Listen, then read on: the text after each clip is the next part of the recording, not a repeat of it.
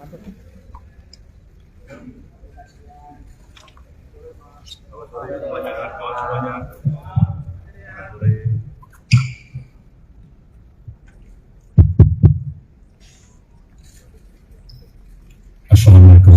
warahmatullahi wabarakatuh.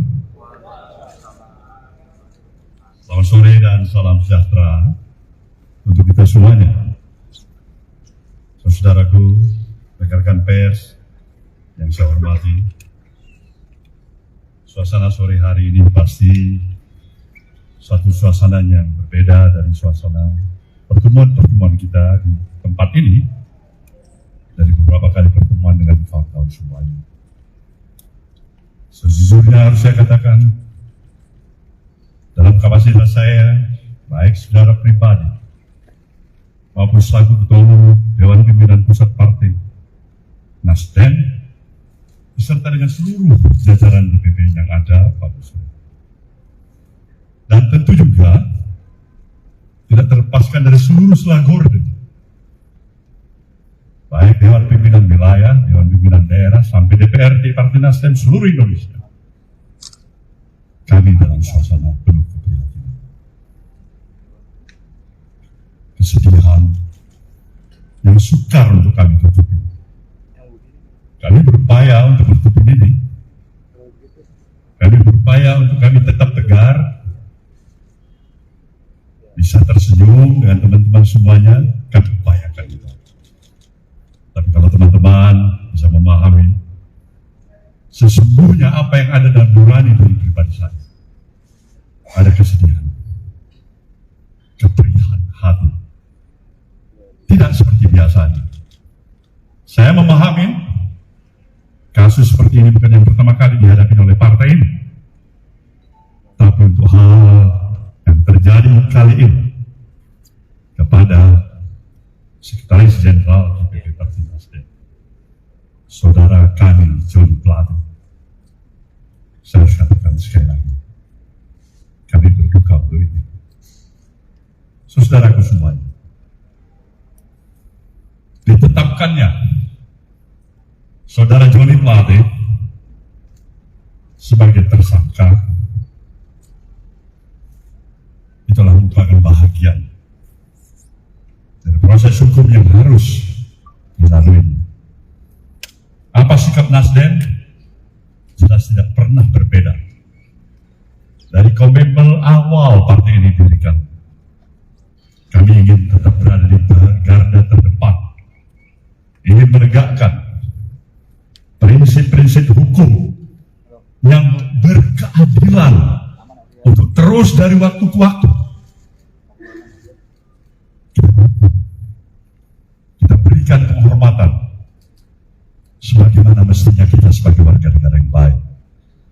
Apalagi peran daripada institusi partai politik yang berulang kali saya katakan, partai politik harus berada pada garda yang paling terdepan untuk memberikan kontribusi dalam proses pendidikan politik yang berarti dan mengedepankan profesionalisme dan moralitas. Ini jelas. Jadi proses hukum ini harus kita hormati. Kami tetap menghormati ini. Tetapi sukar untuk mengusik apa yang terjadi di dalam perasaan emosi diri saya. Semoga saja godaan-godaan yang dikatakan pada saya ini tidak terlepas daripada intervensi politik. Tidak benar. Ini tidak terlepas daripada intervensi kekuasaan. Juga tidak benar. Ini godaan pada diri saya dan saya sudah katakan tidak benar. Kalau benar, mungkin hukum alam nanti yang akan dihadapkan kepada itu. Jadi sekali lagi saya tegaskan, kita menghargai proses hukum. Kedua, kepada Partai Nasdem, saya sudah ingatkan seluruh selagor ini untuk tetap biasa. Tidak mudah terprovokasi. Jangan kasih tempat siapapun yang mencoba untuk mengadu domba di antara kita satu sama lain. Karena kita lebih mengedepankan komitmen kita terhadap stabilitas nasional yang kita. Ini jelas komitmen kami yang kedua. Dan yang ketiga, mengingat tugas dan kesibukan, posisi dan peran kesekjenan. Maka pada hari ini kami telah memutuskan Saudara Haji Muhammad Taslim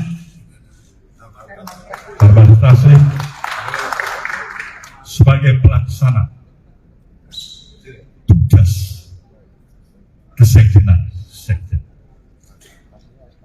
Inilah yang bisa kami berikan keterangan pada saudara semuanya, dan tentu saya pasti memahami kawan-kawan dan saudara semuanya ingin bertanya kepada saya selaku pucuk pimpinan partai ini.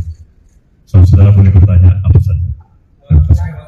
Nah, lalu lintas ini harus kita berbaik-baik. Ya, Batang, Kompas, Andika, Firman, mana di TV mana? Ya, 3 dulu ya. Silakan Bapak.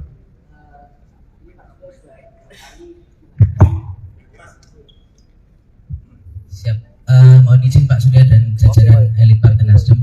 Mohon izin bertanya Pak Surya, ini sudah kali kedua Sekjen Partai Nasdem, yang pertama dulu Rio Capella dan sekarang Pak Joni Plate terlibat dalam pusaran korupsi. Apa evaluasi ke depan Pak yang akan dilakukan? Yang kedua adalah bagaimana setelah kasus Pak Joni Plate ini hubungan antara teman-teman Nasdem dengan Istana akan seperti apa Pak? Terima kasih. Baik. Silakan. Selamat sore, Andi dari Kata Data. Dari Kata Data Pak. Katadata.co.id. Ada 2 pertanyaan. Pertama, tadi siang Kejagung bilang bahwa akan mengusut kasus ini, aliran dananya ke parpol. Nah, dari tanggapan Pak Surya Paloh sendiri menanggapi strategi Kejagung itu seperti apa? Dan yang kedua, tadi siang juga Bang Faldo bilang bahwa jabatan Menkominfo akan digantikan oleh PLT. Berarti kan melihat lebih jauhnya bakal ada pergantian pemain nih di kabinet. Dari Nasdem sendiri apakah akan menyajikan atau suguhkan nama baru ke Presiden untuk menggantikan Pak Joni, atau seperti apa strategi ke depan untuk masih ada dalam kabinet? Ya, Irfan Pak dari IDN Times. Izin Pak, terkait dengan kasus ini, Pak Surya dan beberapa tahun lalu pernah menyatakan kalau misalkan ada kader yang terlibat kasus korupsi, lebih baik Partai Nasdem buat apa dipertahankan itu Pak. Nah, apakah sekarang masih berlaku seperti itu? Kemudian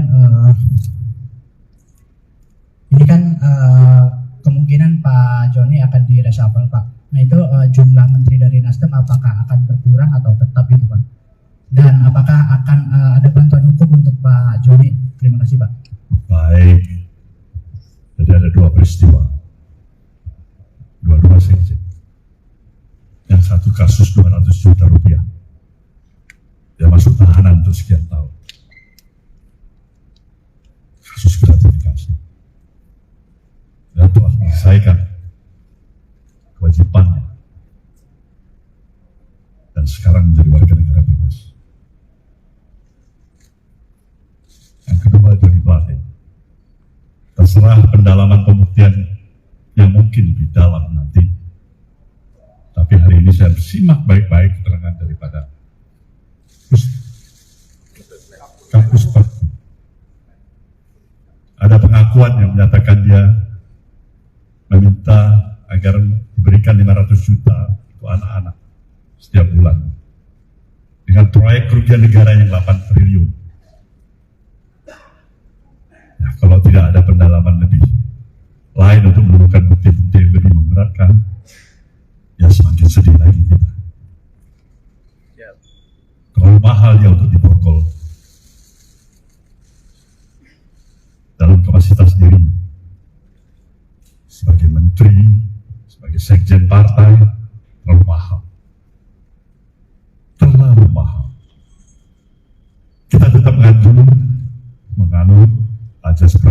bersama. Tidak ada di antara kita yang memastikan diri kita ini terlepas dari kesalahan, kesilapan, kebodohan, bahkan dosa. Itulah arti kehadiran kita sebagai manusia biasa. Kita berupaya yang sebaik-baiknya, sekaligus menjawab pertanyaan teman-teman kedua dan ketiga tadi. Bahwasanya kita tidak mampu untuk menjamin pasti akan tidak lagi terulang. Tapi niat baik kita juga tidak pernah padam. Tidak pernah ada pers yang barangkali mungkin mengapresiasi partai ini dengan komitmen yang sesungguhnya menolak politik dengan mahal. Dan itu bukan 1 rupiah, bukan 200 juta, mungkin triliunan. Dari apa pelaksanaan pilkada-pilkada yang sudah berlalu? Ini hanya catatan perbandingan bagi kita. Mencari kesalahan. Satu nota di ujung pulau sana dibandingkan dengan gajah di depan mata. Saudara pikir mungkin itu adalah hal realita yang kita hadapi saat ini. Jadi bagaimana dengan PLT-nya Bung Joni Plate di reshuffle-nya kita terima, kita konsisten, karena kita katakan itu hak prerogatif presiden dan kita tidak pernah bergoyah hati untuk menyatakan apa yang telah kita utarakan, agar konsistensi itu paling tidak itulah sumbangsih yang bisa diberikan oleh partai dan sejumlah kekurangan-kekurangan yang ada. Ini yang jelas. Ulangi pertanyaan Anda tadi. Ya kan tadi siang Pak Baldo mengatakan bahwa tugas Menkominfo akan diemban oleh PLT yang belum dipilih sampai sekarang. Apakah Nasdem pada nantinya pada kesempatan selanjutnya akan mengajukan nama baru yang akan menggantikan Pak Joni atau seperti apa? Kalau kita konsisten, ini hak prerogatif presiden bagaimana kita mengajukan baru. Salah-salah presiden nggak suka. Nggak ada lebih bodoh dari Nasdem untuk tiba-tiba mau mengajukan nama baru tanpa diminta oleh presiden. Sekali lagi, itu adalah hak prerogatif presiden. Oke, next.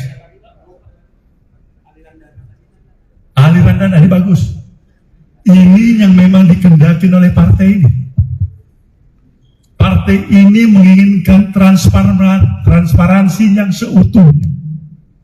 Sekali lagi saya katakan, transparansi yang seutuhnya. Periksa seluruh yang kemungkinan. Dari ujung kiri ke ujung kanan, dari barat timur, atas bawah, siapa saja yang terlibat. Periksa juga seluruh unsur yang ada di institusi manapun, termasuk partai Nasdem ini.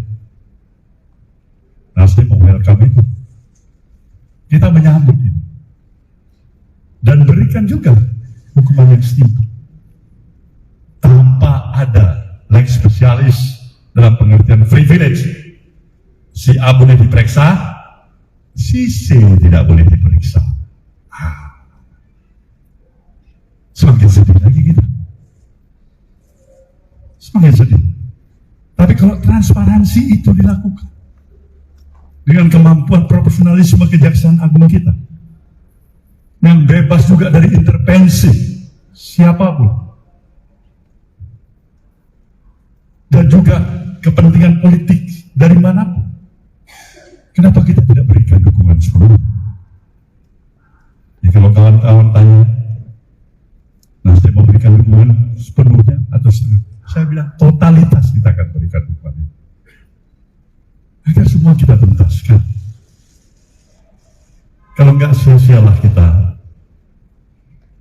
untuk menginginkan dan memperjuangkan suatu misi besar, membawa kemajuan bangsa dan negara, menjaga demokrasi negeri ini, dan mempunyai rasa keadilan yang sesuai dengan komitmen kebangsaan kita. Itu kira-kira. Pak, pertanyaan Pak dari saya, sini Pak.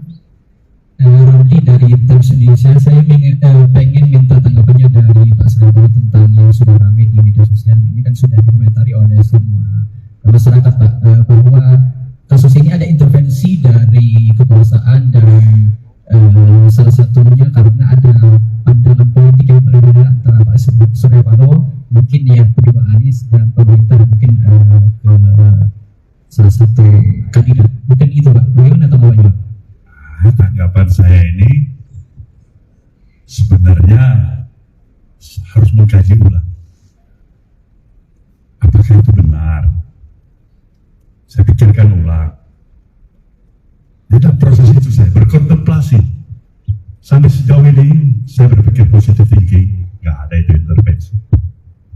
Sejauh ini. Tapi kita nggak tahu esok hari. Kita nggak tahu siapa yang garanti bahwa kasus ini tidak diintervensi. Mungkin sekarang, saat ini tidak. Besok, lusa, minggu depan, bisa saja terjadi. Jadi tanggapan saya, semuanya, apabila kita sayang pada negeri ini, buanglah kepentingan subjektivitas, buanglah kepentingan sesaat. Jika memang kepentingan strategis yang lebih besar mendukung kehadiran kita. Izin Pak, saya Adi dari TV One ingin bertanya mengenai pencalegan Pak Johnny Plate. Apakah ada pengaruh dan elektabilitas Nasdem mengenai pencalonan Anies? Terima kasih. Ya, kawan-kawan tahu itu. Sebenarnya pertanyaan Anda bisa jawab, ya, pengaruh pasti ada. Institusi partai politik yang dibangun oleh kekuatan persepsi dan keyakinan publik, salah satu faktor atau key factors yang menentukan sekali. Kalau wartawan, barangkali kawan-kawan wartawan ya mempunyai opini, Nasdem itu memang udahlah, memang partainya buset itu, nggak ada artinya itu, lemah itu, salah itu, bohong itu. Memang nggak perlu kita hukum itu, rusak itu elektoral. Tergantung bagaimana kita membangun persepsi publik, dan itulah peran rekan-rekan institusi pers yang saya nantikan dan saya harapkan, pers yang bebas dan tetap mempunyai rasa tanggung jawabnya, tapi pada profesionalisme dan etik yang kita miliki. Bapak izin sedikit lagi, Bapak mau tanya, saya Rumondang dari Detikom, mau tanya soal apakah sebelumnya Pak Plate pernah mengajukan untuk mundur dari Menkominfo sebelum ini. Kemudian soal pencalekan Pak Plate yang sudah berjalan, apakah pendaftarannya ditarik atau seperti apa?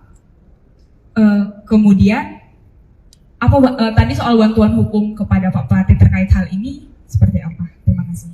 Pertama, sebagai sekretaris jenderal dan saya dalam kapasitas sebagai ketua umum, tentu saya wajib mendalami kasus ini. Toh ini sudah cukup menjadi konsumsi publik dalam beberapa waktu. Jody juga sudah periksa berapa kali. Pertanyaan saya sederhana. Bung tahu, saya ketua umum di sini menyerahkan semua energi dan idealisme saya, waktu dan tenaga pikiran saya. Saya tidak mempunyai interest apapun untuk duduk dalam suprastruktur kekuasaan dan pemerintahan. Saya ingin mengabdikan diri saya untuk membangun negeri ini. Satu hal yang saya minta dari Anda, jujur, Anda ada terlibat.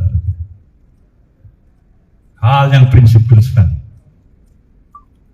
Kalau ada urusan tetek bengek, saya nggak campurin itu. Hal yang prinsipil sekali, yang bisa merusak kita semua. Dia ini 1 kali, 2 kali, 3 kali. Dia katakan kan? Itu yang pertama. Maka saya confident. dalam situasi seperti apa yang dialami oleh dirinya hari ini yang di Borgol tadi. Saya membayangkan bukan hanya anaknya, istrinya, cucunya.